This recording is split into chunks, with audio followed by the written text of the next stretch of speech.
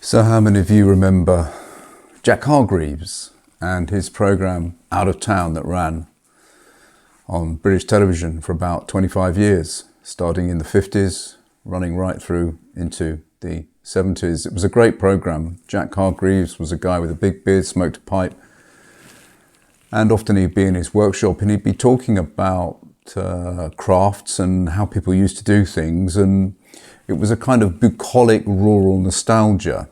But it wasn't entirely nostalgia, because often Jack would get on his horse and cart and he would drive around the lanes of Wiltshire and Dorset, where he lived, and he would go and visit farms, and he would stop at a pub, and it certainly gave an impression of a very beautiful, simple way of living. And I think that, I mean, you can watch these things on YouTube. It's called Out of Town, Jack Hargreaves. It gives the impression that the past is a wonderful place, a place of peace, sanity, tradition, and I can understand why, nostalgia is such a draw. People love nostalgia. It's love looking back. And often we look back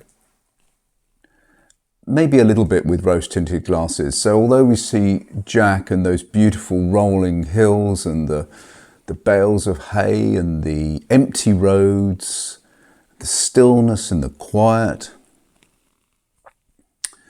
and lovely pubs in every village, and people being able to afford a beer as well, just simple working people. And things have changed considerably even since then. And if you watch one of these out of town programs, you'll see just to the extent things have changed. Things are not the way they were.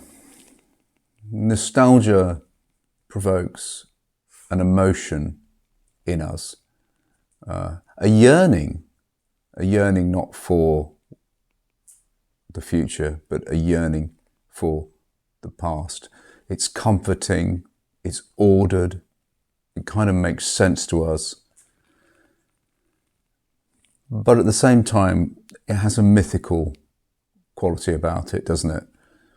We all know really in our hearts that the past wasn't necessarily the greatest place to go.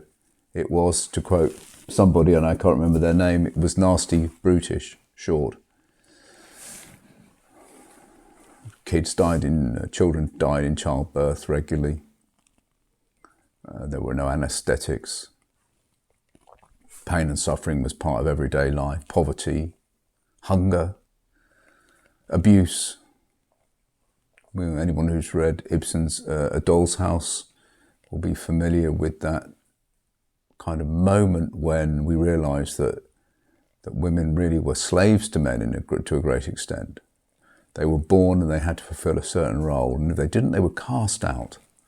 It was a cruel place in many ways. But if you watch Out of Town, you won't get to see that.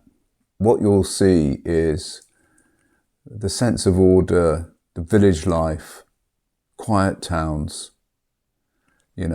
sort of Dixon of Dock Green, Bobby on the beat, who was everybody's friend, who used to sort out problems, minor crime, just with a sort of moral sensibility and a ticking off. Or maybe even if you were an errant child, you might even get a clip round the ear from the local Bobby, and nobody would mind. So it's a mix, isn't it, the past? It's a mix of kind of a romantic ideal, which was completely mythical and didn't exist. And at the same time, there is an element of it that we yearn for. So why am I talking about this? Well, you know what it's about.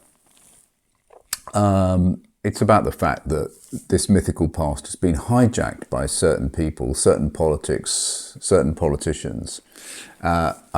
MAGA stands for Make America Great Again. It harks back to a past. Now, the past in America is slightly different, isn't it?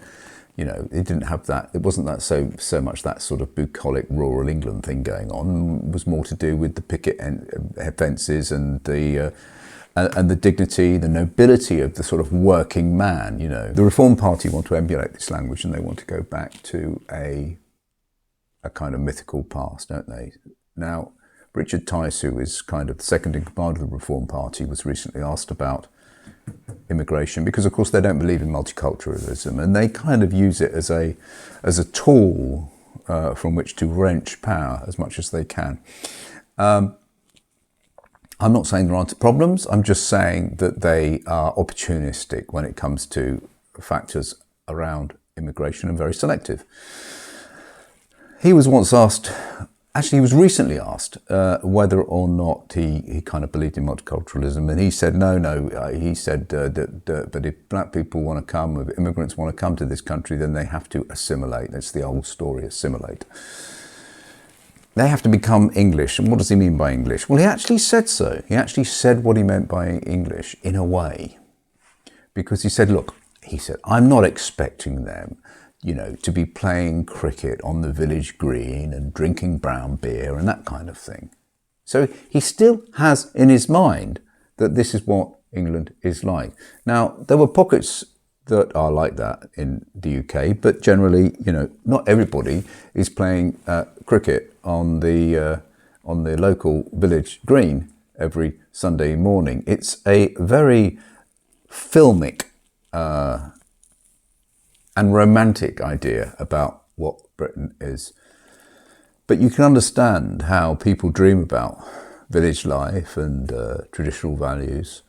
But when he's saying that, he's also really, he's talking about the kind of Midsummer Murders before they started having black people in it, aren't they?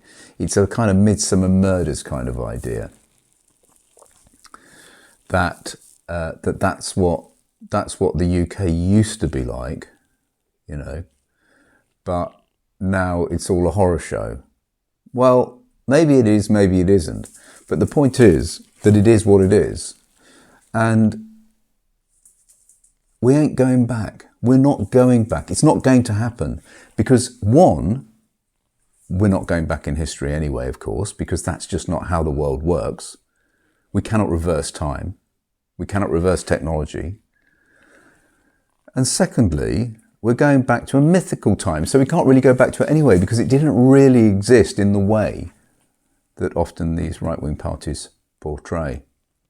I don't know how many picket fences there were and steady jobs, and but I know that there was an awful lot of abuse and suffering and pain during that time as well, much of which has been eradicated. So if somebody tries to sell you an idea that we're going to go back to something, then you should be, I think, quite suspicious. It's much better to live in the world as it really is and then try and address those problems and try and deal with them.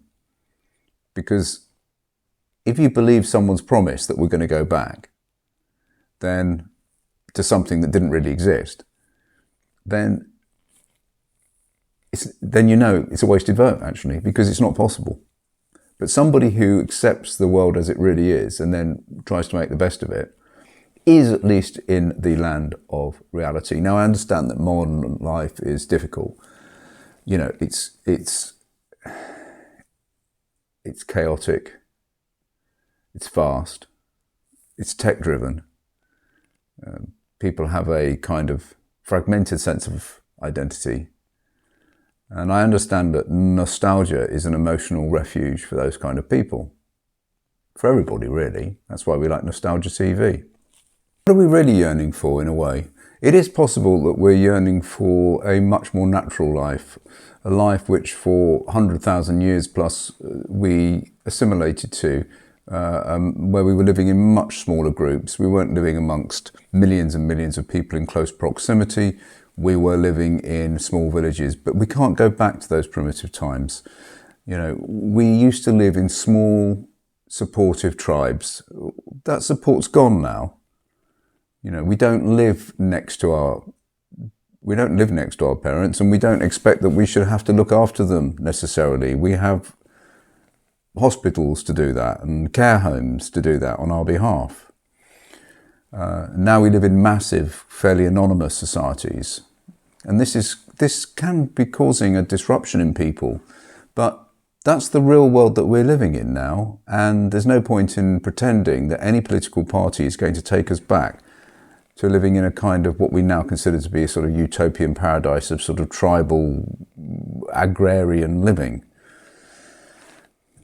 So now there is profusion of anxiety and social exclusion. So, I can understand why people feel anxiety. They feel anxiety. They feel a little bit helpless. They feel a little bit lost in this world that we have developed. Our ancestors did not live this way. We don't move very much either these days. We have sedentary indoor lives. Well, if you had a sedentary indoor life not long ago, you'd be dead because there was no one else to do everything for you.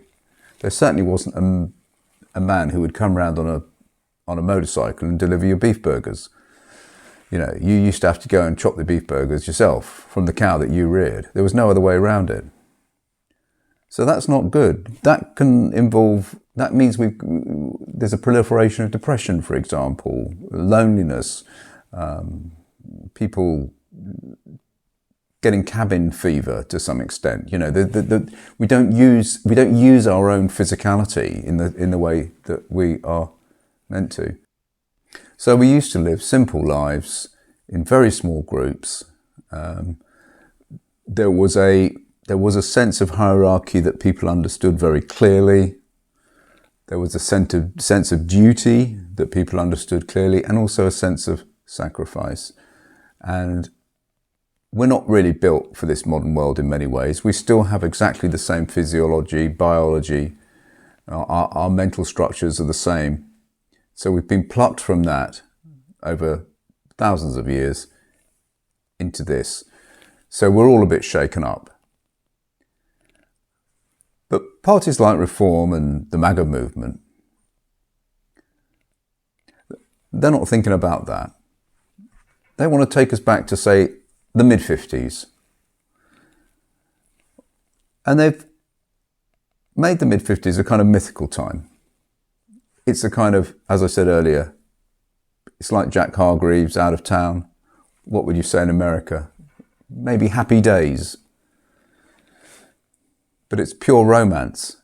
And voting for them is a wasted vote because we can't go back. We're not going to go back to that. So I suggest, it's worth looking out for people who are actually living in the real world as it is. Even though you don't like the real world as it is, I don't like the real world as it is. I think we've messed it up.